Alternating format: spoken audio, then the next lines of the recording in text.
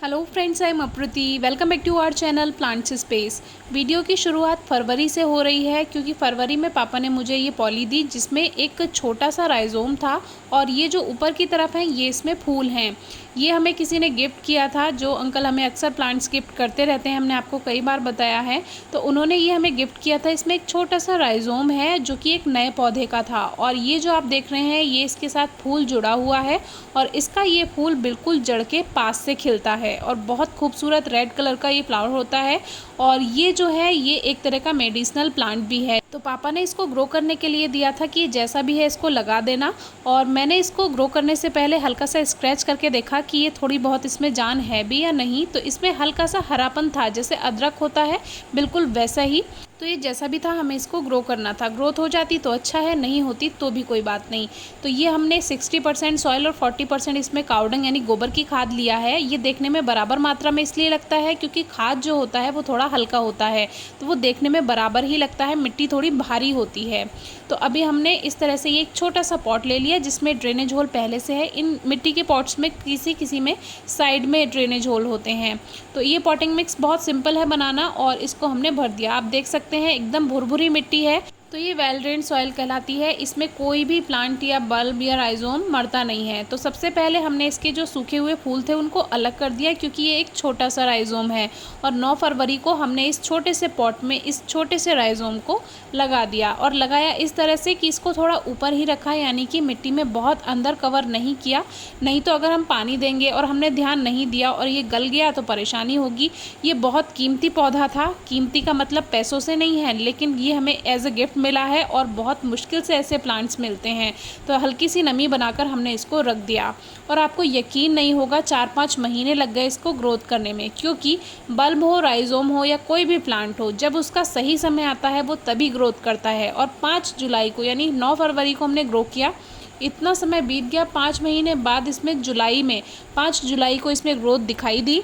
इस बीच में इसमें हल्की हल्की नमी बनाकर रखती थी, बहुत ज़्यादा पानी नहीं देती थी। और जब ये मुझे दिखाई दिया तो मेरी खुशी की सीमा नहीं रही। आप समझ सकते हैं कि मुझे कितनी ज़्यादा खुशी हुई। तो वो जो एक नॉर्मल गार्डनर की जो आदत होती है प्लांट्स को डिस्टर्ब करने की, वो तो नहीं जाएगी कितना भी कोशिश कर लें। तो हल्का सा स्क्रैच करके देखा तो वो ग्रीन ही था। तो 5 दिन बाद फिर इसमें काफ़ी अच्छे से ग्रोथ हो गई क्योंकि जब एक बार इसमें स्प्राउटिंग स्टार्ट हो जाती है किसी बल्ब में या राइजोम में तो फिर वो ग्रोथ करता चला जाता है। तो अब मैंने सोचा कि इसको पॉट में शिफ्ट कर देना चाहिए।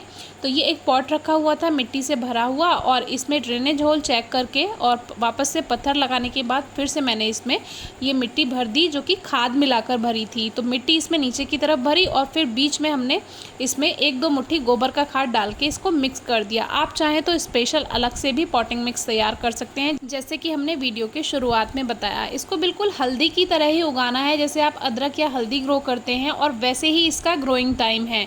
जैसे इस समय आके हल्दी के पौधों में काफ़ी अच्छी ग्रोथ हो जाती है रेनी सीजन में, वैसे ही इसमें इस समय आकर ग्रोथ हुई क्योंकि यही इसका ग्रोइंग सीजन था। फरवरी से ग्रो किया लेकिन कोई ग्रोथ नहीं क्योंकि वो ग्रोइंग सीजन नहीं था। मिट्टी में हल्की नमी बनाकर रखी जिससे वो जो राइजोम था वो बेकार ना हो, सूखे ना, और ज़्यादा गलना भी नहीं चाहिए, ज़्यादा मिट्टी उसमें नमी भी नहीं होनी चाहिए मिट्टी में। तो अब इसको बाहर निकाला। अभी क्योंकि ये नया था तो बहुत ज़्यादा ग्रोथ नहीं थी, लेकिन रूट्स हमें दिखाई दे रही थी। इससे पता चल रहा था कि जो इसके अंदर राइजोम है वो ठीक है, हेल्दी है, नई रूट्स उसने बना ली हैं। तो नया पौधा जब मिलता है आप समझ नहीं सकते कितनी ज़्यादा खुशी होती है क्योंकि कॉमन प्लांट्स जो होते हैं वो आपको हर जगह मिल जाएंगे, लेकिन कुछ रेयर प्लांट्स होते हैं जो हर जगह नहीं मिल पाते हैं। और मुझे नया एक्सपीरियंस करना अच्छा लगता है प्लांट्स में। तो इस तरह से मैंने थोड़ी सी मिट्टी में खाद और मिलाकर इसमें ऊपर से इसको कवर कर दिया।